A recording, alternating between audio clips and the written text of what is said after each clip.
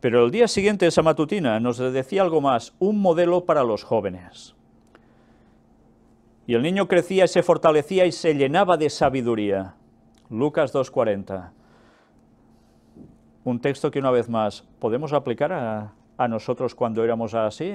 ¿Y a nuestros hijos? ¿Se llenan de sabiduría o se llenan de tonterías en la cabeza? Es para pensar, ¿eh? Jesús era el ejemplo, ¿eh?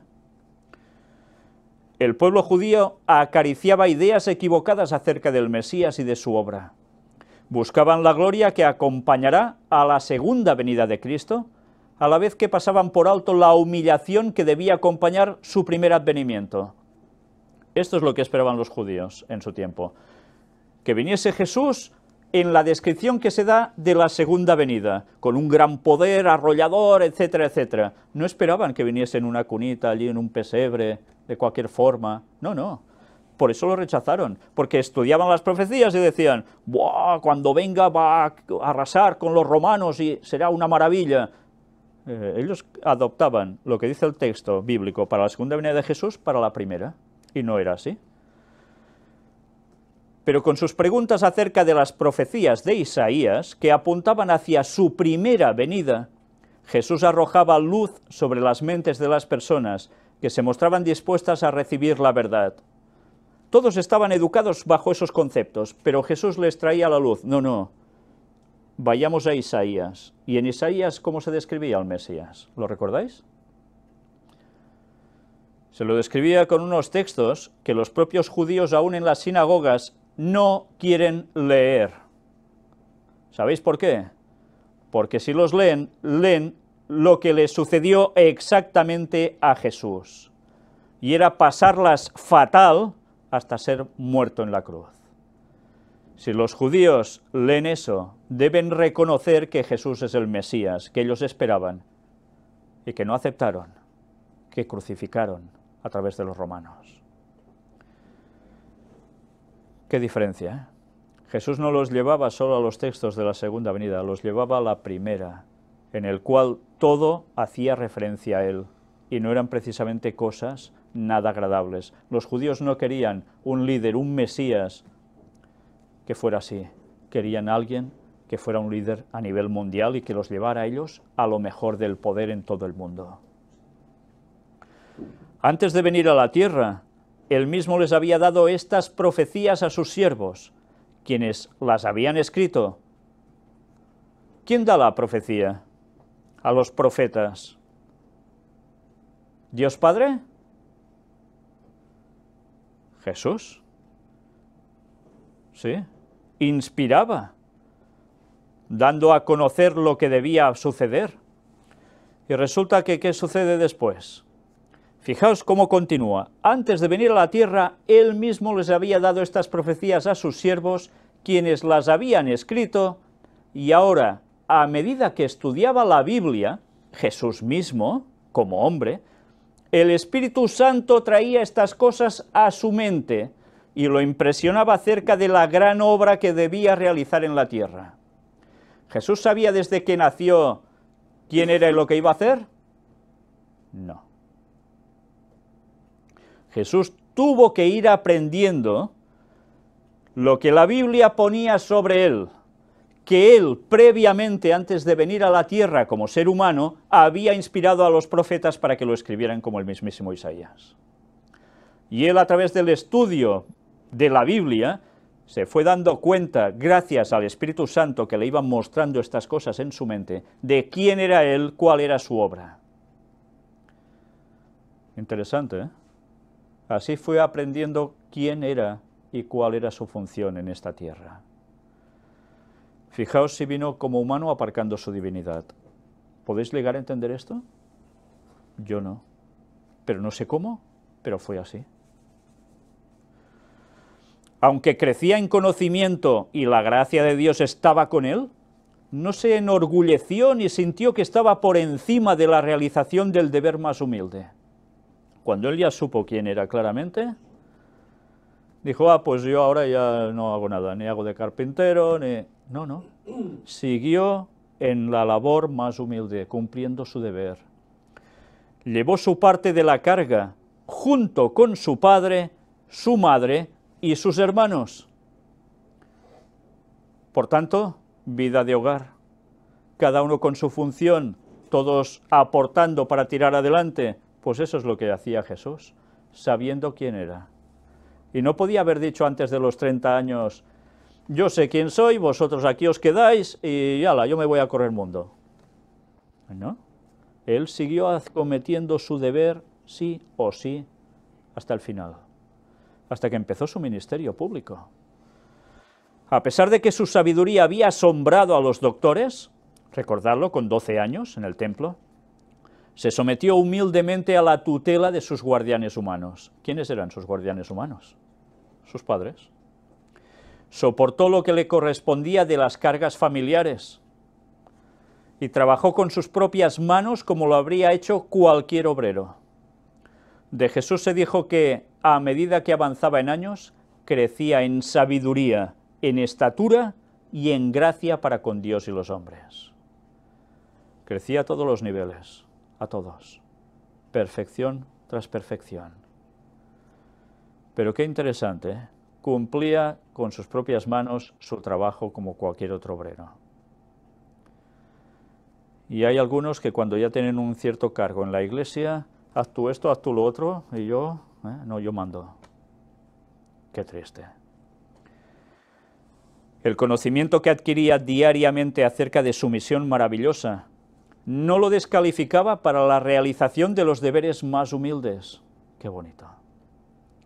Realizaba alegremente el trabajo que les corresponde a los jóvenes que viven en hogares humildes presionados por la pobreza. ¿Qué hay que hacer en los hogares pobres que a veces no tienen ni agua cerca? Tienen que ir a buscar el agua, ¿no? Con cubos como pueden, cargados de mala manera. Tienen que ir a buscarse la vida como pueden. Pues él cumplía su deber sabiendo todo cómo iba a funcionar después.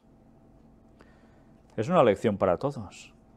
Aquí no sirve eso de, como se habla en este país, no sé en otros países, de escaquearse, de escorrer el bulto.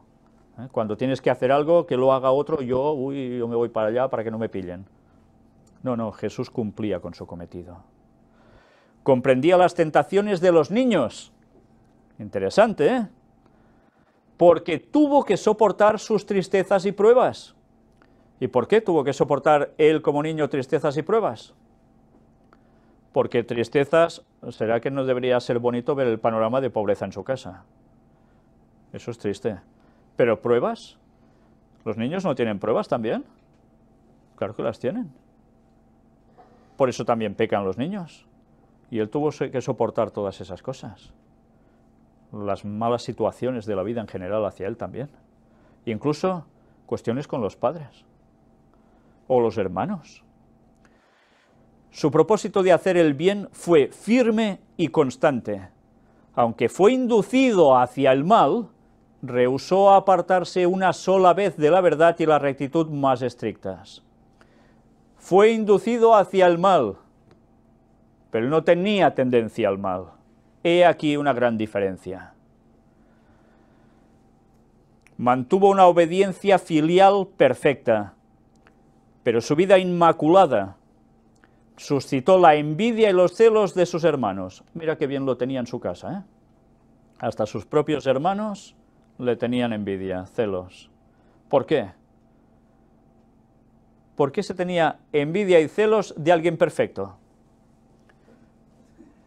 Pues fácil, ¿no? Porque los otros se daban cuenta de su imperfección.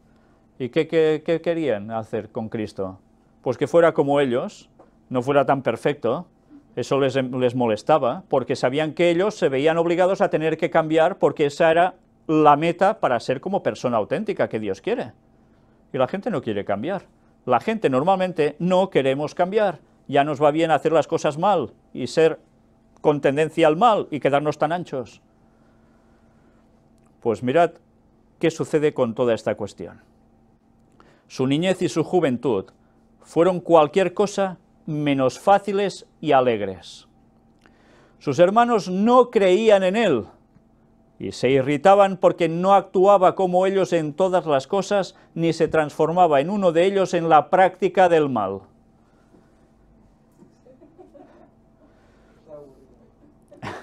Realmente es que es impresionante. Fijaos, cuando las personas saben que uno ha dejado de fumar, por ejemplo, ¿no? Sus compañeros, ¿qué le suelen decir? ¡Oh, qué bien lo has conseguido, tú sigue firme! ¿Le suelen decir eso? ¡Ah, fuma, fuma, que estás aguantando y después qué! No, no, si vas a caer igual como todos. Esa es la perspectiva de la gente. ¿Querer perfeccionarse? No, ir a chinchar para que los otros sigan siendo unos porquerías de humanos. Sí, es lo que se busca. Y Satanás está detrás de las personas chinchando para que se muevan a decir cosas para practicar el mal como ellos. Por eso la gente no resiste la ley de Dios, porque sabe que la ley te dice, tú debes ser así y eres así. Y si no cambias y te conviertes así, te quedas fuera. La gente no quiere cambiar, prefiere seguir a la suya. Y si no haces como ellos, ¿qué? Eres el bicho raro. Y te irán criticando, irán inventándose cosas sobre ti, lo que haga falta. Y como además somos humanos, y aún no somos perfectos, siempre hay algo en nosotros que se lo pone fácil a los demás, a pesar de las cosas que se pueden inventar. Eso que nos enseña que debemos buscar la perfección en Cristo sí o sí. Y si dicen algo mal de nosotros, que sea porque se lo inventen, no porque sea verdad. En su vida hogareña fue alegre, pero nunca ruidoso. Vaya lección en una sola frase. Vaya lección. Su vida hogareña, que resulta que es de pasar penurias, pero fue alegre dentro de todo.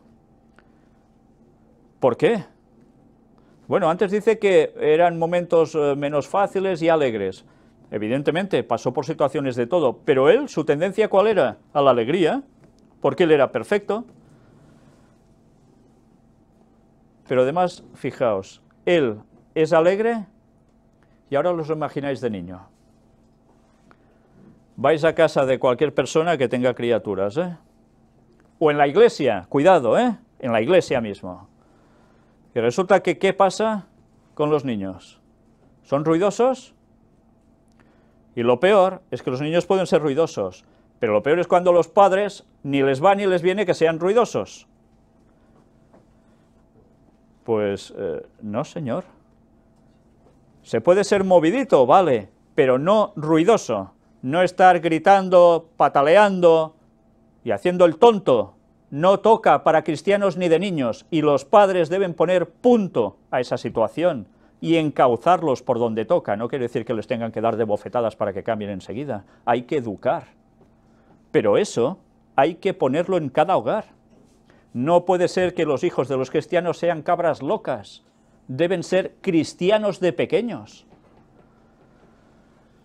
Ahora os imagináis a Jesús gritando por su casa. ¿Os lo imagináis? O yendo con su madre al mercado a comprar cualquier cosa y que el niño hiciese el bobo. Es imposible. Pues era todo un ejemplo ya a seguir para los niños. Pero atención, porque los padres debemos aprender de eso. Y cuidado, el lenguaje llega a decir algo muy importante. La educación de los niños de la iglesia no solo depende de los padres, depende también de los hermanos en la fe, que si hay algo puedan contribuir en la educación de esos niños. Y eso es algo que debemos tener todos claro. Se deleitaba en el estudio de la naturaleza y Dios fue su maestro. Qué bonito, ¿eh? Cuando los niños ahora se dedican al estudio de la maquinita del móvil y de no sé qué, Jesús se dedicaba al estudio de la naturaleza. ¿Cómo podía ser lo mismo el carácter de Cristo que el resto de los niños? Sobre todo en la actualidad, porque antes no habían esas maquinitas, ¿verdad? Pero seguro que los niños se buscaban la vida para hacer cualquier otra cosa, menos estudiar la naturaleza. ¿Por qué se nos dice que vayamos a vivir al campo? ¿Porque nos estaremos fijando cómo estudiar, cómo comprar esa camiseta, ese pantalón o ese bolso? Porque allí estaremos en contacto con la naturaleza, porque allí creceremos viendo cómo el Señor actúa a través de la naturaleza y aprenderemos lecciones. ¿Qué hizo Salomón? lo mismo. Por eso fue sabio. Dios podía trabajar en él, en ese sentido. Y nosotros somos llamados a ir a vivir al campo por esto. Necesitamos la naturaleza, necesitamos aprender las lecciones que nos da la creación de Dios, incluso a través del pecado que ha caído en ella. Y Jesús hacía esto, el estudio de la naturaleza. En otros lugares el lenguaje describe como a veces, cuando el sol ya se iba, Jesús se ponía hacia un lugar apartado y empezaba a contemplar todo. La naturaleza, el firmamento, cuando la puesta de sol llegaba, esos matices preciosos. Esto hacía Jesús. ¿Esto lo podéis hacer en medio de una ciudad? Bueno, depende de la ciudad, ¿no? Pero normalmente no. Y Dios fue su maestro. Dios puede ser nuestro maestro, de un modo claro, cuando estamos en consonancia con lo que Él quiere, con la vida que quiere que llevemos. Entonces puede ser nuestro maestro directamente. Vaya lecciones, cuidado, he dicho para los jóvenes, pero ya veis que aquí entramos todos, nadie se escapa.